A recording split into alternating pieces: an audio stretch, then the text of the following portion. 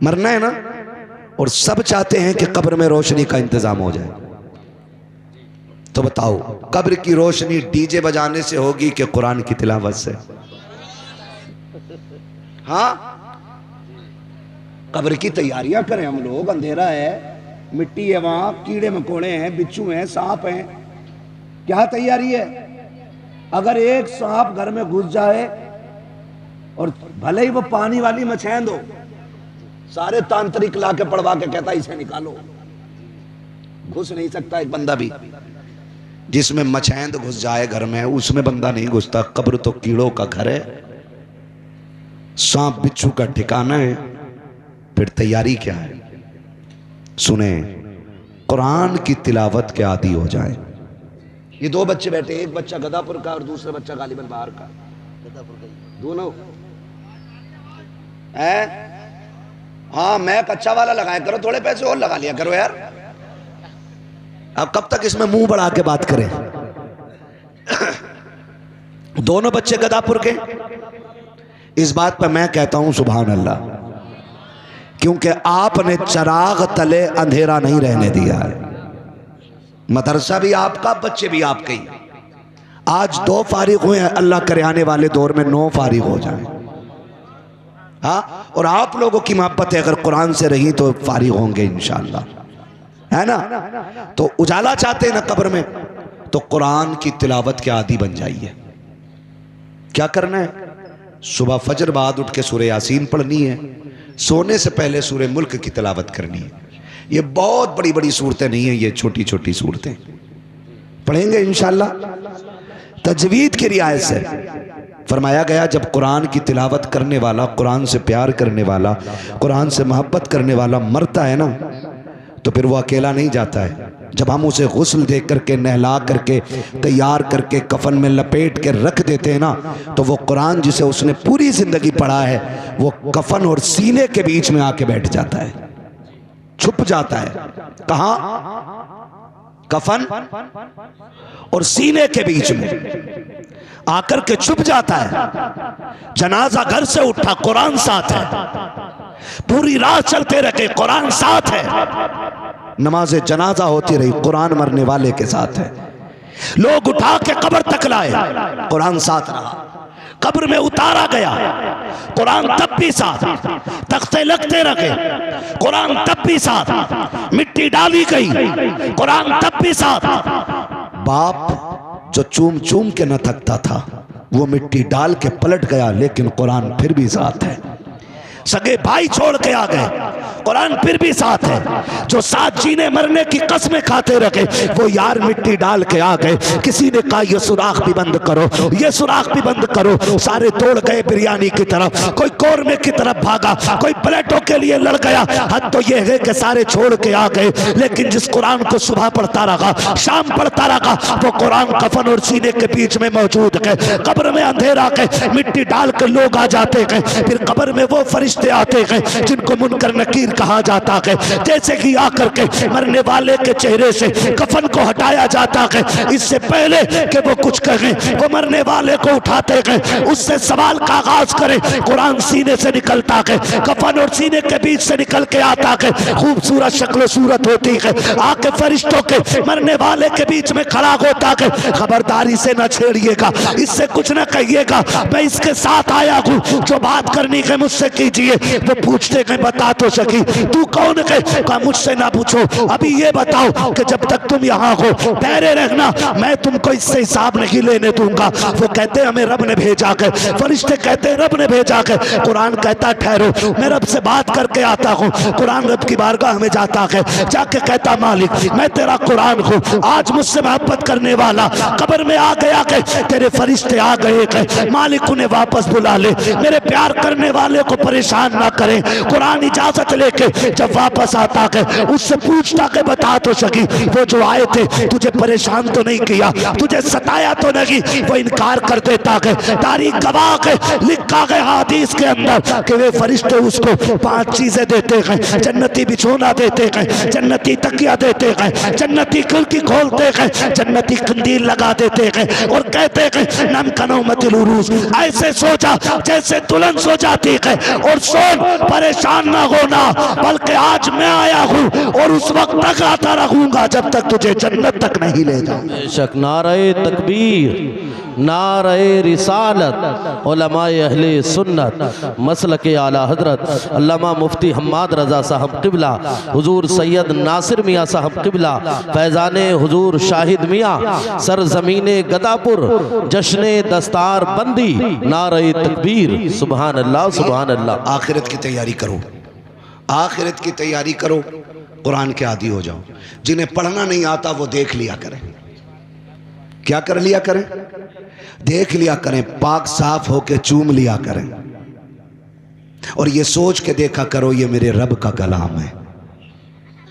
फिर उसके सदक़े में दुआएं करके घर से निकला करो, अल्लाह बेपनाह बरकत अता फरमाएगा। करेंगे ना इंशाअल्लाह? कम से कम एक बेटे को हाफिज ज़रूर बना लीजिए। कई बार लोग सोचते हैं ओए हाफिज जी बन के क्या करेगा, खाली 6,000 रुपए की इमामत, 10,000 रुपए की इमामत। सुनो, भले मस्जिद में 10,000 मिलते हों, लेकिन अल्लाह 10,000 में 10 लाख की बरकतें अता फरमा देता है। सच बता रहा हूँ, मैंने करोड़ों रुपए कमाने वालों को इतने चैन से सोते नहीं देखा जितने 10,000 कमाने वाले इमाम को सुकून से सोते देखा है। सुभान अल्लाह सुभान अल्लाह। सुन रहे मेरी बात? तो इसलिए मेरे भाई अपने बच्चों को कुरान पढ़ाइए, और ये सोच के नहीं पढ़ाइए इमामत करानी है, ये सोच के पढ़ाइए आखिरत का इंतज़ाम करना है। एक बेटा कुरान की खिदमत के लिए वक्फ कर देना है। जा, अब तेरी ड्यूटी यह है कि तुझे कुरान की खिदमत करनी है। कम से कम एक बच्चे को ज़रूर पढ़ाइए, वरना मरते टाइम सबसे बड़ी बेबसी महसूस होती है। कौन से टाइम? मरते टाइम। जब आदमी मरता है ना तो 3 चीज़ों की फिक्र होती है। सुनो भाई, तवज्जो है सबकी? कितनी चीज़ों की फिक्र होती है? सारे बोले कितनी? 3 चीज़ों की फिक्र होती है। नंबर 1 ये होती है, मैंने जो माल कमाया, हाय अब इसका क्या होगा, मैं तो इसको इस्तेमाल ही ना कर सका। नंबर 2, मेरे बच्चों का क्या बनेगा। नंबर 2, मेरे बच्चों का क्या बनेगा। नंबर 3, हाय आखिरत के लिए मैं कुछ ना कर सका। ये 3 फिक्रें होती हैं। आखिरत के लिए क्या कर सकते थे? एक बेटे को कुरान के नाम कर देते। अब तो सोशल मीडिया पे ही बख्शिश हो रही है पूरी। चांद निकला ना ईद का, चांद निकला, कह रहा ओहो, इस चांद के निकलने से खुशी नहीं हुई क्योंकि अब्बा नहीं रहे, और जब अब्बा थे ना तो इसे पता ही ना था कि चांद कब निकला और अब्बा कब निकल लिए। निहायत मक्कारी है, बस निहायत मक्कारी। खुदा के वास्ते दिखावे बंद करें और खुलूस से काम करें। खुलूस से कैसे?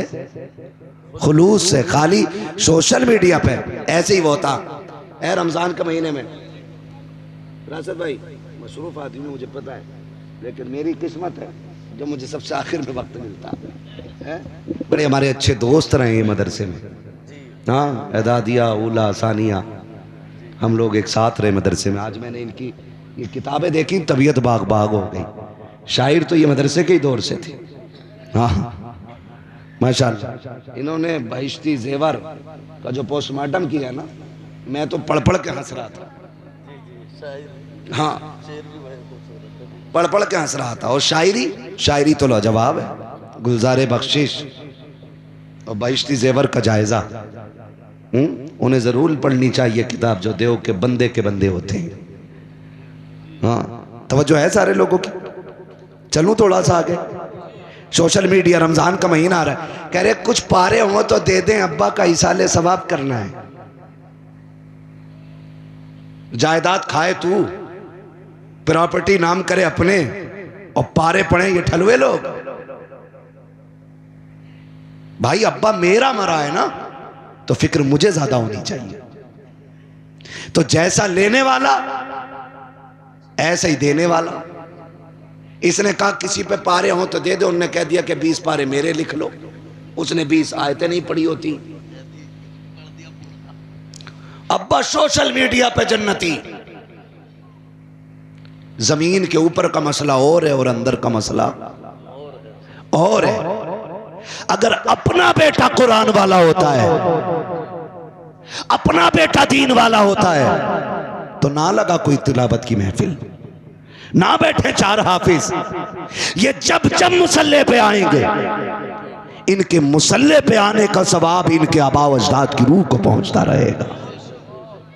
आज बैठे ना ये पगड़ी बंदे की इन 2 बच्चों के, कोई कह रहा होगा एक कलवा का एक मलवा का, इतना ही तो कह सकते हैं ना भाई। नाम मैं एक मिसाल देने के लिए रहा हूं, उनके अब्बा के नाम बड़े अच्छे अच्छे, मैं भूल गया उसमें स्टार में नाम देखे था। लेकिन हम क्या सोचते हैं, भतीजा अगर का अरे अरे ऐसे करके बात करनी ना। अगर सीने में कुरान आए ना तो फिर तू कितना भी बड़ा है, अगर ये गुजरा करें तो उठ के खड़ा हो जाया कर, क्योंकि इसके सीने में रब ने कायनात की सबसे बड़ी दौलत अता फरमा दी है भाई।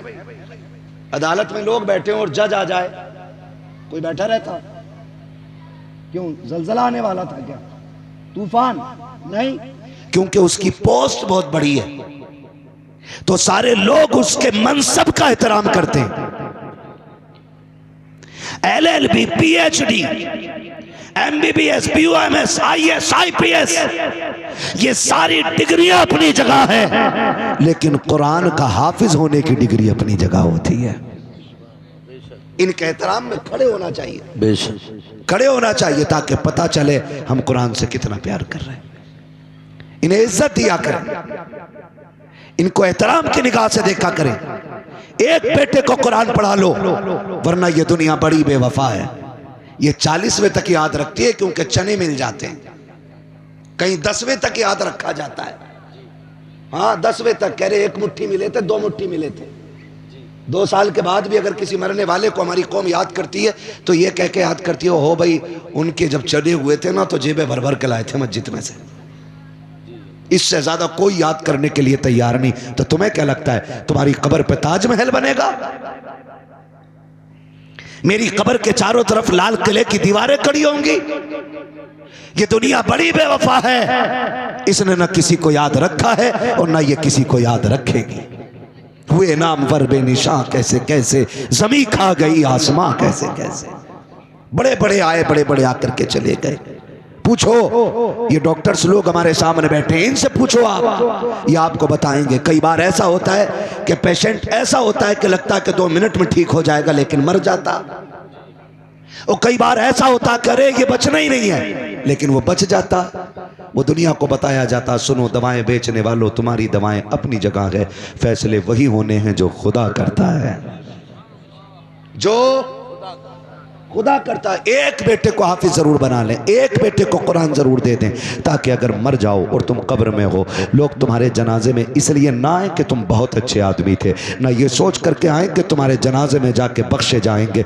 99% लोग ये सोच के आते हैं ये हमारे अब्बा के जनाजे में गया था, इसको हमारे जनाजे में आना है, अगर हम नहीं जाएंगे तो हमारे जनाजे में कौन आएगा। ये कंडीशन आज के जनाजा पढ़ने वाले लोगों की है। खुदा की कसम ये जहनियत लेके जब लोग जनाजों में आते हैं तो समझो खुलूस कितना हो सकता है। अपने एक बेटे को कुरान दे दो, ताकि जब तुम जनाजे में लेटे हो, मुसल्ले पे तुम्हारा बेटा खड़ा हो, जब वो मुसल्ले पे आए उसको तुम्हारे जनाजे को देखते ही ख्याल आ जाए ये वो बाप है जो मजदूरी करता रहा, मुझे पढ़ाता रहा, जो लोगों की गालियां खाता रहा, मुझको पढ़ाता रहा, जिसने धक्के खाए थे लेकिन मुझे कुरान की दौलत से दूर नहीं किया था। इस ख्याल के आते कि उसकी आंखें बरस जाएंगी और वो रूह के कहेगा मालिक मैं तो इसको कमाई न खिला सका, मैं इसको इज्जत की रोटी ना दे सका, मेरे परवरदिगार अब ये कब्रिस्तान जा चुका है, मौला अपने करम से इसकी बख्शिश फरमा दे। खुदा की कसम ये रो के इतना कहेगा, वो बड़ा करीम है, आंसू टपकने में देर लगती है, उसे बख्शने में देर नहीं लगती है। बेटा रो के दिखा देगा, खुदा बख्श करके दिखा दे। नारे तकबीर,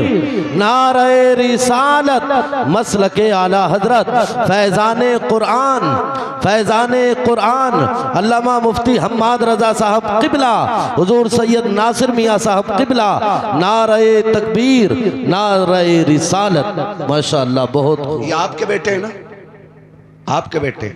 हमारा बेटा दुबई से आए तो कंबल लाता है? दुबई वाले के घर कुछ मिले ना मिले, कंबल जरूर मिलेगा। है विदेश की वीआईपी चीजें यूज करते हैं लोग घरों में, बताते हैं लल्ला ने भेजा, दुबई से आया। उड़ोगे मौलाना? ना, मौलाना को तो काट है दुबई का। बता क्यों रहा, देना दे दे, उड़ लेगा, मौलवी बैठा ही तो है ना। मगर सुने, दुबई वाला आपके नाम की मोबाइल ला देगा, लैपटॉप ला देगा, टेबलेट ला देगा, है ना, आपके लिए कंबल ला देगा, आपके लिए कपड़े ला देगा, और भी कोई चीज़ दुबई की ला के दे सकता है। लेकिन ये कुरान पढ़ने वाले जब घर जाएंगे ना, तो ये दुबई का कंबल नहीं, वहाँ का लैपटॉप नहीं, लेकिन इतना ज़रूर है, माँ बाप के लिए जन्नत का टिकट लेके जाने वाले हैं। सुभान अल्लाह, सुभान अल्लाह। जन्नत का टिकट लेके जाने वाले हैं। ये घर जाएंगे, अब्बा को जाके देंगे, अब्बा आज मैं तेरा ख्वाब पूरा करके आ गया, मैं तेरे लिए जन्नत का टिकट लेके आ गया हूँ। हाँ, पूछो इन उलमा से, आपने सुना भी होगा, मुफ्तियान इकराम से, उलमा अहले सुन्नत से। हाँ, आपने सुना होगा कि क़यामत में, मैदान क़यामत में हुफ़ाज़ इकराम के वालिदैन को ऐसा ताज पहनाया जाएगा जिसकी रोशनी चाँद सूरज से ज़्यादा होगी। है सुबह। तो ये टिकट है, जन्नत का टिकट है। अपने बच्चों को कुरान दे दो, कोई गारंटी नहीं है। हाँ, MBBS एक गोली के अलावा कुछ नहीं दे सकता है, आखिरी टाइम बोतल ही लगा देगा, लेकिन वो भी कब्र के ऊपर ऊपर, कब्र के अंदर के लिए कोई ठंडक नहीं। ठंडक वही देगा जिस बेटे को हमने तमाम डिग्रियों के साथ कुरान भी दिया होगा। सारी डिग्रियां दें, लेकिन साथ में कुरान भी दें। पढ़ाएंगे बच्चों को इंशाल्लाह, पढ़ाएंगे इंशाल्लाह, वादा करते हैं इंशाल्लाह। और ये जो इख्तलाफात है ना, भाई भाई का दुश्मन बन गया है। बीघे भर, बीसे भर पे एक दुकान को लेके, एक मकान को लेके, निकलो इससे, निकलो। आज हम कहाँ खड़े हैं, दुनिया मिटाने पे लगी है। इज़राइल जैसा मरदूद मुल्क मुसलमानों के पीछे हाथ धो के पड़ गया है, लेकिन हमें इन यहूदियों की औकात मालूम है। ऐसा पटका था खैबर में अली ने कि आज तक मुसलमानों के बच्चों से इनकी रूह कांपा करती है। हाँ, मुसलमानों के बच्चे से। अभी फिलिस्तीन के एक बच्चे को 18 महीने का बच्चा बाप के साथ मार्केट गोद में गया था, बाप को भी पकड़ा इजराइलियों ने। लोग इनको इंसान कहते हैं, मेरी समझ में बात नहीं आती। और फिर कहते हैं हम अमन पसंद है। हम तो ये मानते हैं जो आतंकवादियों के साथ होता वो भी आतंकवादी होता है, सीधी सी बात है। हाँ, है तवज्जो सारे लोगों की। पकड़ा बाप को, और बाप को ज़हनी तकलीफ देने के लिए 18 महीने के बच्चे को सिगरेट से जलाया जाता, सिगरेट से।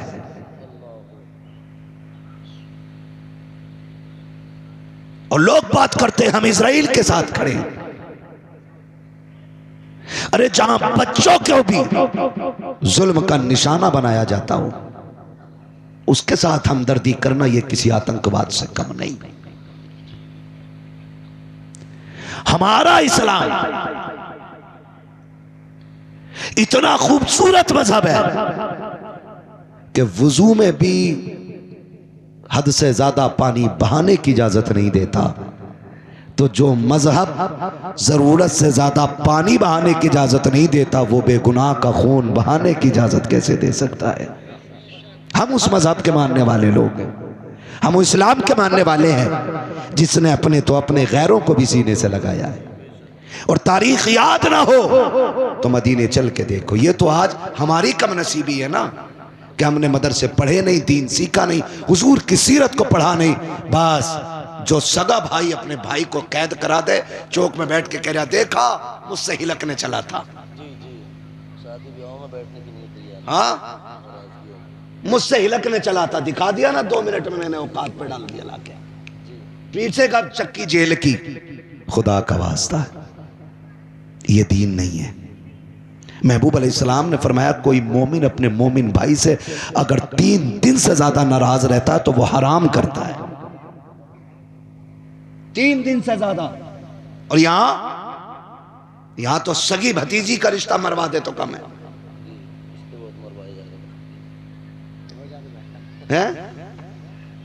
रिश्ते सगी भतीजियों के, भतीजी बेटी होती है, भतीजा बेटा होता है, उनके रिश्ते मरवा देते हैं। लड़की देखने कोई आए तो सुइया की तरह दीवार से चिपक जाता पहले ही। छिपकली की तरह कोई निकले कोई निकले। अब जाहिर है खा पी के तो देख निकलते ही है बाहर, क्योंकि ये भी कतई ठलुए हैं। नमक का पानी पी के तो लड़की देखने जाते हैं, हराम की मिल जाती यहां तक खाने के लिए।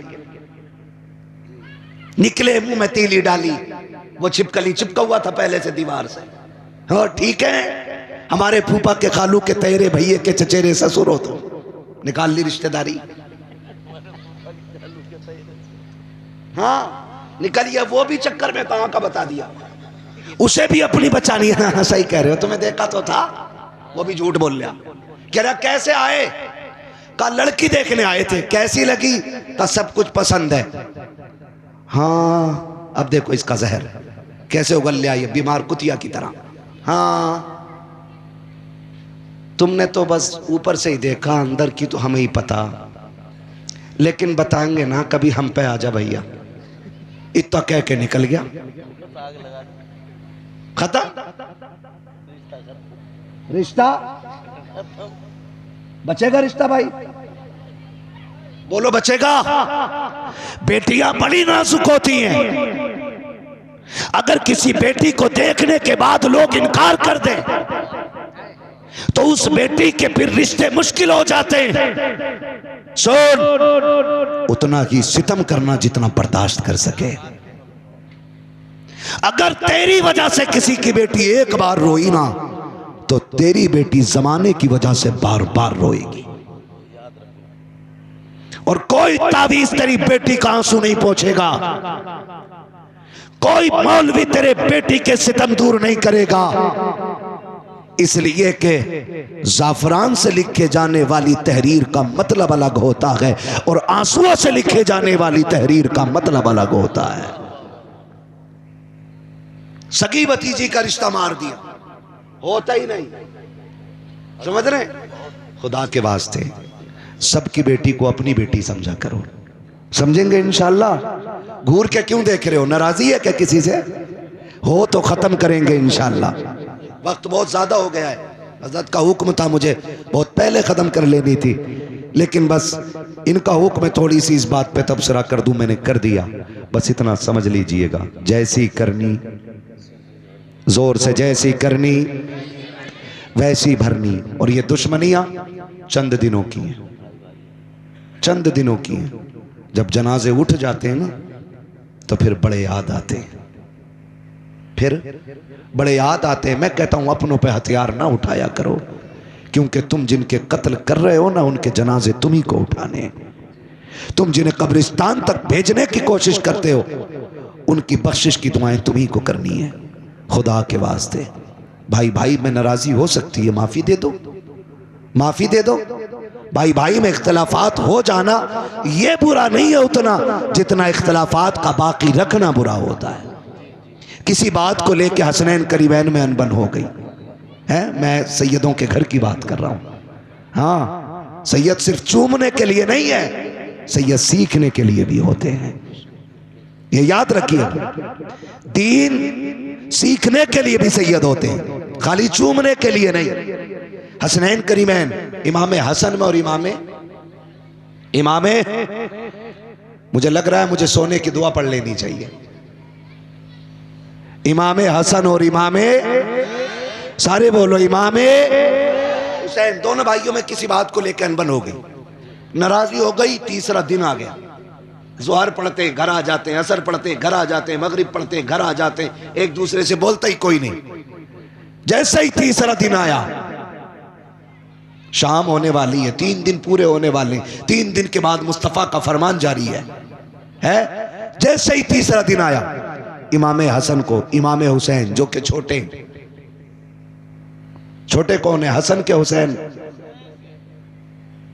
कौन है? छोटे इमाम छोटे भाई ने बड़े भाई को एक तहरीर लिखी और लिख के कहा, सुनो आज तीसरा दिन है, जल्दी आके मुझे सलाम करो, ये 3 दिन पूरे ना हो जाए, आके मुझे सलाम करो।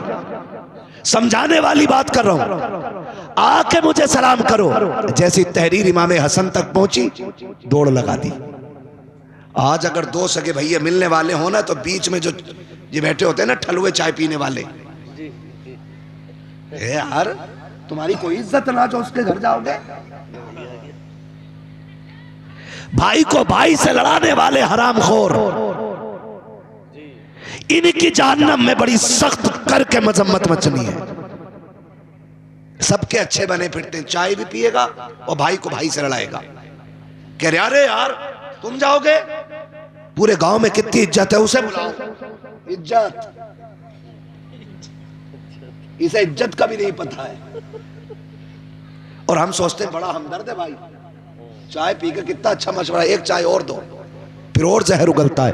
ऐसे लोगों से होशियार हो जाओ, खुदा की कसम एक नहीं पूरी जिंदगी तुम्हारे साथ हराम की चाय पे बैठ के गुजारने वाला उतना अच्छा नहीं हो सकता है जितना तुम्हारे लिए तुम्हारा सगा भाई अच्छा हो सकता है।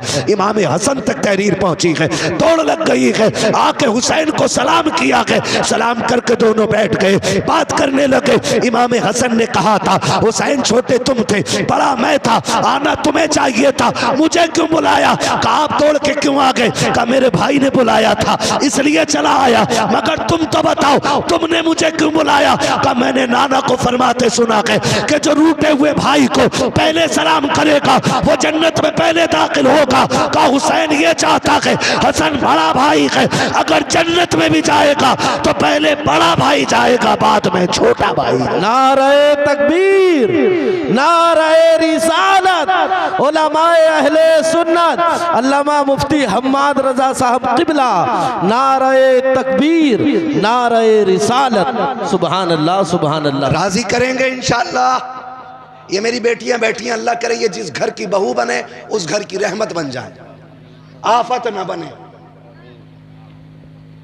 ये जो शोशा छोड़ती हैं, सुनो जी अपने भैयों से रखोगे तो हमें न रखोगे।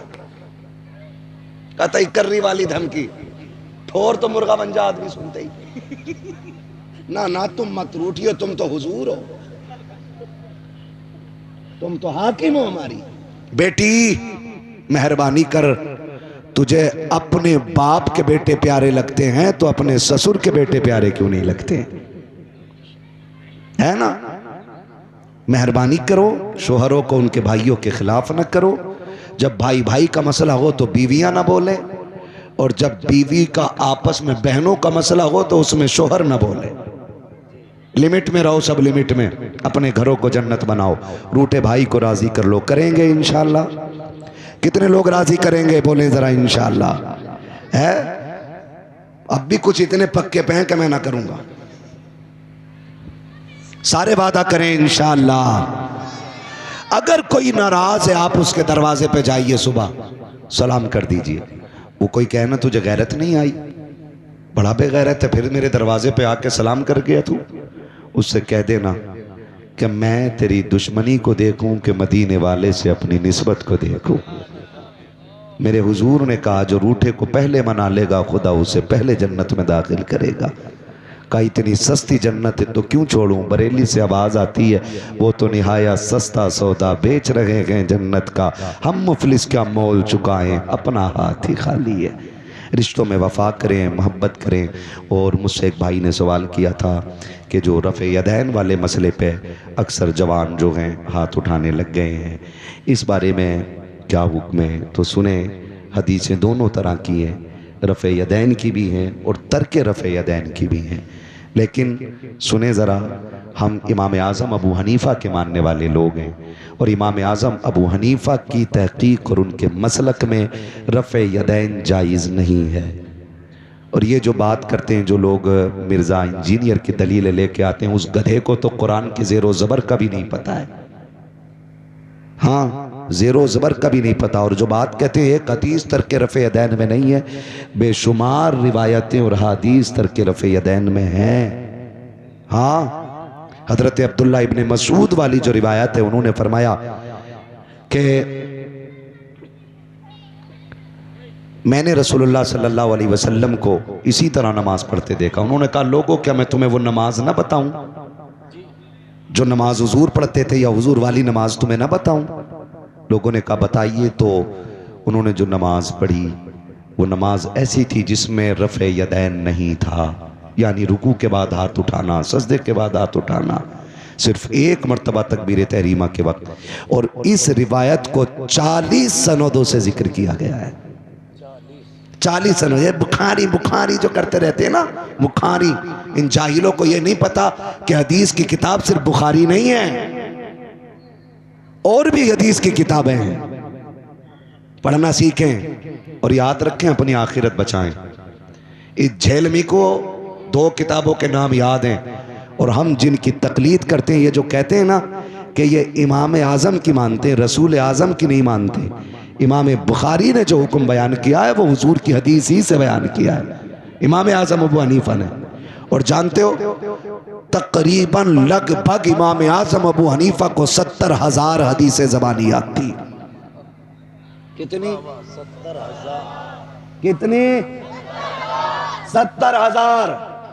और 40,000 हदीसों से तो आपने कुतुबे आसार मुरत्तब फरमाई है। 40,000 हदीसों से। इस गधे को पता है इमाम आज़म कौन है? इमाम आज़म उस जात को कहा जाता है जो सिर्फ रमजान में 60 कुरान मुकम्मल करता था। और जिस जगह आप दफन है ना, आपने उस जगह पे बैठ करके, जहां आज उनका मज़ार बगदाद शरीफ में बना गए, उस जगह पे बैठ करके 4,000 कुरान मुकम्मल किए हैं। 6 का भी जिक्र है, 7 का भी जिक्र है, मैं तो 4 की बात कर रहा हूं। 4,000 कुरान उसी जगह पे बैठ के मुकम्मल किए हैं जहां पे आज वो दफन है। तो आपसे मेरी गुजारिश है, कुरान कहता है उनसे पूछो जो जानते हैं अगर तुम्हें इल्म ना हो। हर बंदे को हदीस से मसला निकालना नहीं आता है, हर बंदे को कुरान से मसला समझना नहीं आता है। और याद रखो इमाम आज़म वो हैं जो फुक़हाए इज़ाम के सरदार हैं। सहाबा के बाद बात कर रहा हूं, जो अफ़क़हुल फुक़हा है। ये जो उसकी झेलमी वाली ये फुरूई मसला है, रफ़े यदैन का उसूली नहीं है, फुरूई है। इसमें उलझाया जा रहा है उम्मत को। नौजवानों आपसे गुजारिश है, इमाम शाफ़ई रहमतुल्लाह तआला अलैह के यहाँ रफ़े यदैन है, समझ रहे हैं? इमाम शाफ़ई के यहाँ, इमाम शाफ़ई अपने मुरीदों के साथ इमाम आज़म के मज़ार पे जाते हैं, और जब वहाँ नमाज पढ़ते, नमाज का वक्त हुआ, नमाज पढ़ने लगे, आपने रफ़े यदैन नहीं किया, जबकि आपकी तहकीक यह है कि रफ़े यदैन किया जाएगा। लेकिन जब इमाम आज़म के मज़ार पर पहुँचे तो उन्होंने भी रफ़े यदैन नहीं किया। मुरीदों ने कहा हुजूर आपकी तहकीक तो यह है कि रफ़े यदैन करना है, क्यों नहीं किया? कहने लगे इतने बड़े मुहक्किक की चौखट पे अपनी तहकीक पे अमल करते हुए मुझे गैरत आ रही थी। तो इसलिए आपसे गुजारिश है, अल्लाह ने हमें आपको सुन्नी बनाया है, बोलें सुभान अल्लाह, जोर से। सुन्नी बनाया है ना, कादरी बनाया है, रज़वी बनाया है, और साथ ही हमें और आपको हनफी बनाया है। हाँ, इमाम आज़म अबू हनीफा हमारे मजहब के इमाम हैं, मजहबन हनफी हैं हम, ठीक है ना? समझ गए? तो चक्कर में न पड़े। जिसे मजीद तहकीक चाहिए मुरादाबाद से शाहपुर दूर नहीं है, तशरीफ ले आइए, वेलकम। बुखार भी उतारा जाएगा और इलाज भी पूरा पूरा किया जाएगा, है ना? अपनी नमाजें दुरुस्त पढ़िए। मैंने कहा अहले सुन्नत वो जमात है जो किसी फ़िरक़े से नहीं बना, फ़िरक़े इसी से निकले हैं। हाँ, फ़िरक़े इसी से निकले हैं। शुक्र है रब ने हमें और आपको